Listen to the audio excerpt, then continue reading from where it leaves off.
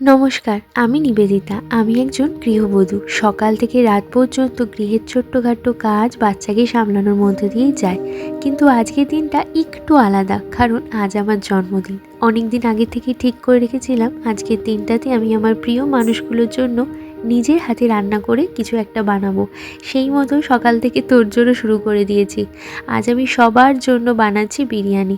শুধু মনে একটু দুঃখই রয়েছে, কারণ আমার সবথেকে প্রিয় মানুষ আমার স্বামীটাই এখন আমার কাছে নেই, আছে সেই সুদূর বিদেশে। বাট সেও মনে করে আমাকে কাল রাত 12টার আগের থেকেই ফোন করে জন্মদিন উইশ করেছে। আর আমি রান্নাবান্না করছি, সেই ফাঁকে আমার বাড়ির সবাই মিলে ঘরটাকে সুন্দর করে সাজাচ্ছে। আর আমার শাশুড়ি মা সারাদিন কাজ করা সত্ত্বেও সবার সাথে হাত লাগিয়ে সুন্দরভাবে জায়গাটাকে সাজাচ্ছে আমার জন্মদিন সেলিব্রেট করার জন্য।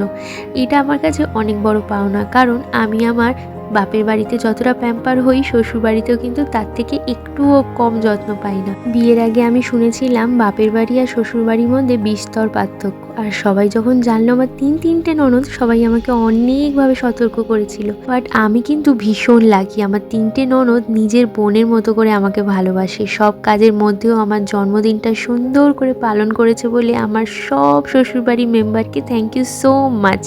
আজ এখানে আসলাম, খাওয়া দাওয়া করি, চলো তোমাদের সাথে আবার কাল দেখা হবে। টাটা।